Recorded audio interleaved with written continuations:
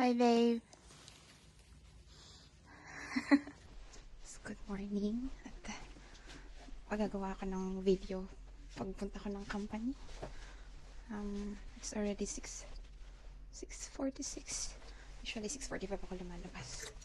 Pero dahil medyo late tayo ngayon, kaya late. Tara. Yana. So, si partner, usually lumalabas siya ng around 7. So, nauuna kasi akong lumabas. Gawa ng yung company niya is malapit lang sa bahay. Tapos, ako kasi sa Kyoto pa yung company ko. So, siya dito lang sa Osaka. Hindi ko lang ako masyadong tulog kasi yung bahay namin malapit lang sa station. Yan. May malapit lang sa may may daanan ng train. Kaya around 5 may train na. Ayan yung train. Ayan, naririnig minsan sa bahay. Pag alas 5 kasi naririnig pa. Tapos yung Shinkansen din na nadaan din dito sa malapit sa bahay. Tapos yun na nga 6:45 ako umalis sa bahay. Tapos mga around 7:35 dating ko sa Kyoto. Tapos doon na ako kumakain ng breakfast. Tapos gumento na lang ako ng lunch. Daanan din pala yan ng Shinkansen. Ayan nga sa taas. Tapos dito yung train. Kaya talagang antok dahil. Pero sige lang. Go for the goal. Tapos kahapon din kagabi. Dahil masyadong tulog gawa ng si partner. Alas 12 na nakauwi. Kasi sa trabaho niya. Ganun yan dito. Normal na yan dito. Kagandahan nga dito, pagdating mo sa station, marami ng pagkain, pero pagkastas nga lang. Kaya nagluluto na kami ganun for 1 week kasi para makatipid din kami. Yung mga evento, tapos Luzon. Yan nga. Medyo malapit na talaga kami sa city. Kung alam yung Omeda, para mga 15 to 20 minutes na layo namin doon. Yan. Minsan nga may mga suka-suka pa yan dito kasi marami rin mga izakaya. Minsan may mga lasing pa. Kaya talagang feeling ko nasa city na ako. City girl ng peg. Bakit? Anything. Tapos ang kagandahan dito, pag lobat ka, pwede ka mag-charge. Pwede may charge yung phone mo. Tapos, ayan, may constant convenience. Tapos, gagamitin ko pala tong ID from the company. Libre yan ng company, kaya hindi na ako gumagastos papunta ng company kasi libre naman siya. Mabait naman. Sana all mabait. Time check tayo guys kasi dito sa Japan talagang sila sa oras. Kung late ka ng 1 minute, late ka. Next 3 naman yung hihintayin mo. So it takes 5 to 10 minutes ang waiting. Sayang din yan. So 54 yung ating train. Kaya hintay na lang tayo. Dami ng mga tao. Yes, so dito na tayo. Hintay natin ang train. Ang hirap dito sa train na to, wala siyang harang dito sa may gitna. Kaya kapag may lasing or may gusto magpakamatay, tatalo na lang yan sila dito kapag darating na yung train. Ayan yung papuntang Osaka. At dito tayo papuntang Kyoto. So, may station.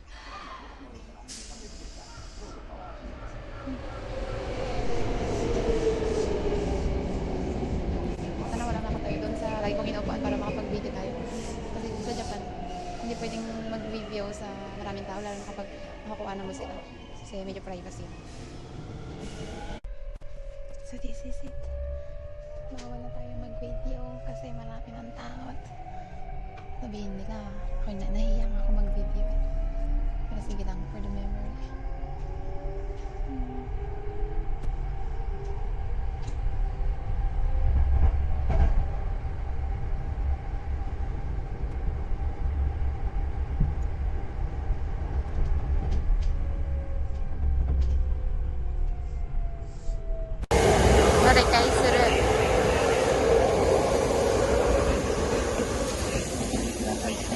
扉付近で立ち止まらず座席の前へとお進み。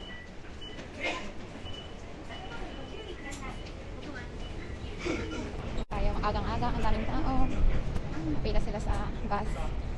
Okay, maglalakad from dito hanggang sa company ko. Maglalakad ako ng around 12 to 15 minutes. Tapos, ano ba? Yun.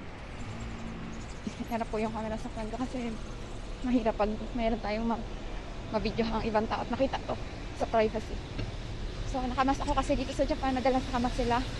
Kasi naniniwala sila sa prevent ng virus. Wala naman ng corona ngayon pero yun nga, parang nasa culture na nila. Parang everyday na din sila nag-ano ng mask. Pero depende pa rin sa tao. Pero sa company kasi namin, kailangan kaming mag-suot ng mask. Tapos yung about sa train, yun nga, di ba mayroong Shinkansen, tapos mayroong train. Sa train, may apat na nasasakyan, I mean, klase ng train. Mayroong Futsu, yun yung normal. Mayroong, ito, Jinkyu, yung semi-normal. Tapos Tokyu, semi-express. Tapos may isa pa yung Juntokyu. Pero madalas na sinasakyan ko is yung Futsu, yung normal, at saka yung Jinkyu. Yun yung semi-limited express, pero sa local lang. Medyo mahirap siya sa una, pero kung nakasanayan nun na, madali na lang. So ngayon palang season dito is spring. So maraming sakura. Pero pag may sakura kasi, mayroon din yung siyang mayroon ka rin makakuhang sakit. Allergy siya. Pero depende yung sa tao. Ang tawag nito is pollen. So kaya din nagmamas yung mga tao dito gawa ng sa pollen. Yung makakuha sa sakura. So may mga tao, may mga Pinoy din na hindi nasanay. Pupunta sila sa hospital. Tapos may gamot naman. May mga receive ka naman na gamot. Pero yun kasi, kung saan ka nagka-pollen ka, nagka-allergy ka sa sakura, tuloy-tuloy na yun. Ito yung sakura. Papaunti na nga siya. Limited lang kasi yung ano, blooming ng sakura. Ganda ko. Kaya, ayun. Tapos, wala to sa Pinas. Sa malalamig na lugar lang yung sakura. So, I know, marami naman yung napapanood sa mga TV about sa sakura. Baka kasi bila ako ng tinapay. Tapos, ngayon, dito ako sa Kyoto nagtatrabaho. At ang dami namin mga Pinoy dito tayo. Siguro, abot ng 50 or more than 50. Ayun, ang babait naman nila. At I'm so blessed. Wait lang, bili na tayo. Tinapay. Kasi wala tayong tinapay naman. Sunday na ngayon. Ano pang magandang tinapay kung ano pwedeng tinapay dito. So, wala na kasi ako. May PayPay. Dito kami nababayad para siyang Gcash. Ano na lang kaya? Wait lang. Ano to? Margarine. Butter dough. Sige, ito na lang tayo. Butter dough. Ayan. Mas mabayar pa natin. Mas na. PayPay. Ayan siya. Arigatou gozaimasu. Sa bag. Itong bag ko na to. Bigay lang to ng mama ng partner ko. Ito yung pang breakfast. 7-Eleven. Nandito tayo sa papunta tayo ng company na pinapasukan ko. Medyo famous tong company na to. Kasi medyo privacy kasi kaya hindi ko makasabi yung pangalan ng company. Pero sa Kyoto siya matatagpuan. Tapos madami kami mga Pinoy. Kung tatanungin niyo kung anong agent yung napasukan ko, pangalan po ay ASEAN. Tapos ang agent po sa dito sa Japan, ang agent namin sa ASEAN. Tapos sa Pinas, ang agent namin is Infotech. Ang kagandahan sa agent namin ngayon is meron silang mga privilege na matuto kang, I mean, every malapit mag-GLPT, meron kami Benkyokai. Benkyokai means parang study, group study. Tapos meron kami teaching na Japanese. Yun yung isa mga benefits, good benefits namin. So dyan na lang po muna at mamayang pag-uwi naman ulit. Maraming salamat. See you soon. See you. Dahil dyan, uwi na tayo.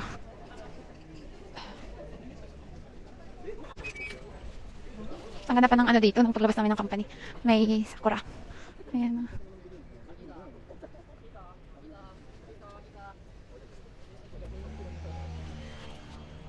Ganda ng sakura tayo.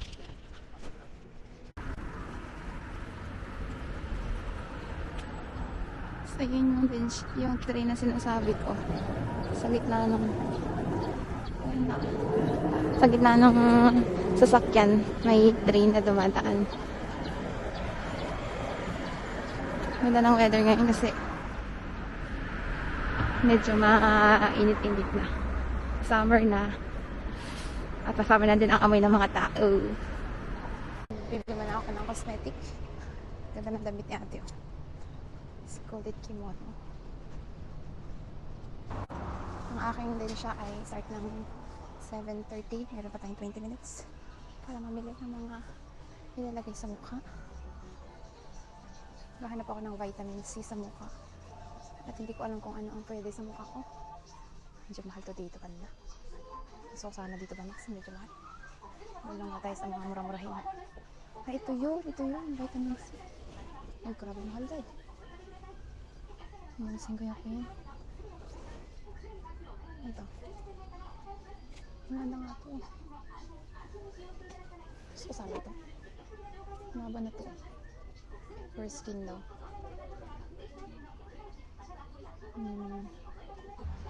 Ito rin, mga branded na pangmukha. Maganda sana kung may pera tayo. Hindi natin afford, so dito muna tayo sa mga medyo murang-murahin. Ito sa mga medyo murang-murahin.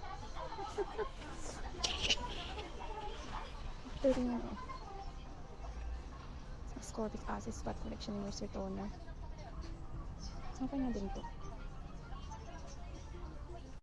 So baka ito na lang yung bibilhin ko. In the end of the ano, wala na lang mabili nito. Oily faces. 5:23 na wala akong nabili. Wala akong nabili. Sayang yung oras. Siya, bagay na.